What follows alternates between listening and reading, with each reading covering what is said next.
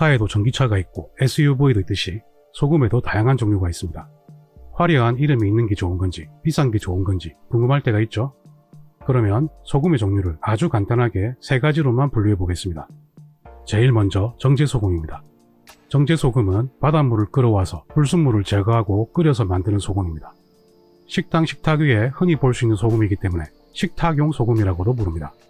정제소금은 비정제소금에 비해 미네랄 함량이 적어서 비정제소금에 비해 약간 산성을 띱니다. 하지만 미네랄 섭취를 위해 소금을 먹는 게 아니기 때문에 미네랄이 많고 좋고는 소금 제품의 질평가에는 사실 큰 의미가 없습니다.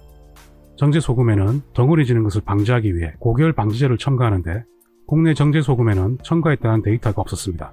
쓰는지 안 쓰는지는 잘 모르겠습니다. 더 하얗게 보이기 위해서 표백제를 사용하는 경우도 있지만 국내 정제소금은 사용하지 않는다고 합니다. 정제소금은 중금속과 불순물을 걸러내기 때문에 이들이 함량이 적고 가격 또한 저렴합니다.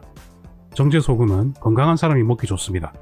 특히 해수오염에 대한 걱정이 있다면 정제소금을 선택해도 좋습니다. 정제소금은 생각보다 나쁘지 않습니다. 하지만 만성질환이 있는 사람은 알칼리성 비정제소금이 더 적합할 수 있습니다. 다음은 맛소금입니다. 맛소금 잘 아시죠?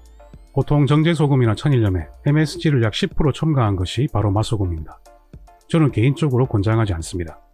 여기에 대한 자세한 내용은 이 영상을 참고해주세요. 이번에는 여러분들이 잘 아시는 바다소금입니다. 대표적으로 천일염, 자염, 계랑드 소금 등이 바다소금입니다. 바다소금은 정제소금에 비해 미네랄 함량이 많아서 정제소금에 비해 약간 알칼리성을 띱니다. 그런데 해수 오염에 대한 걱정이 항상 있죠? 여기서 기사를 보면 천일염 바닥재에 유해물질이 포함되어 있다는 건데요. 국내에서 흔히 쓰이는 천일염 바닥재가 PVC 장판인데 이 PVC에 프탈레이트 가수제가 첨가되어 있습니다.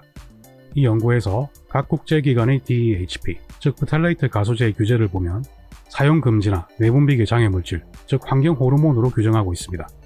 연구 데이터를 보면 천일염이 정제염에 비해서 DEHP 함량이 상당히 높죠. 이게 PVC 장판 때문인지 해수오염 때문인지 정확히 알 수는 없지만 가능성은 충분히 있습니다. 프랑스 천일염으로 유명한 게랑드 소금은 대부분 바닥에 장판을 깔지 않은 토판염 방식입니다. 그런데 한국에도 게랑드 소금 못지않은 끓여 만드는 자염이 있습니다. 자염이 한국의 전통 소금입니다. 천일염이 도입된 것은 1907년도입니다. 일본이 대만식 천일염 시험장을 만든 게 시작이었고 그때까지는 소금 가마로 자염을 만들어 먹었습니다. 현재 자염 생산 지역은 태안, 전북 고창, 전남 순천으로 알려져 있습니다. 또 좋은 소식이 있습니다. PVC 장판을 걷어내고 게랑드 소금처럼 토판염 천일염을 만들어가고 있습니다. 바다 소금 중에서는 토판염 천일염, 자염, 게랑드 소금은 좋은 소금이라고 생각합니다. 이제 마지막으로 돌소금, 즉 암염입니다. 지각 변동으로 바다가 육지로 변한 곳에 암염이 발견되고 있습니다. 암염에는 히말라야 소금, 레드몬드 리얼솔트가 있습니다. 암염은 소금 생산의 원조로 인간이 가장 많이 먹는 형태입니다.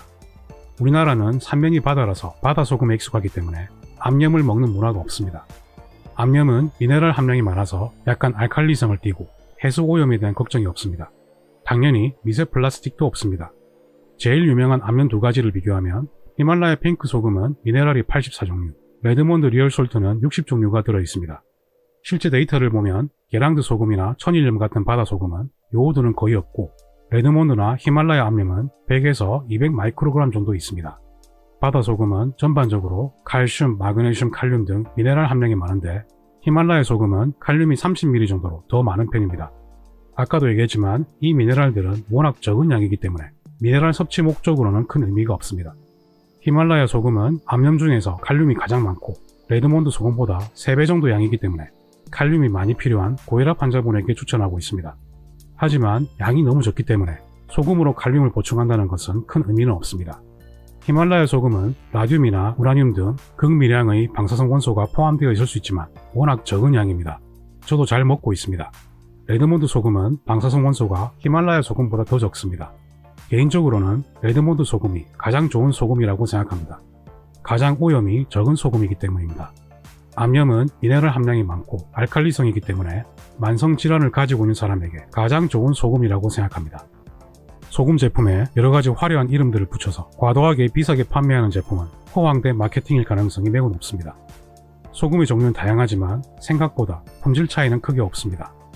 소금이 얼마나 덜 오염되었는가에 초점을 맞추시길 바랍니다. 그러면 닥터3는 다음에도 더 나은 영상으로 찾아뵙겠습니다.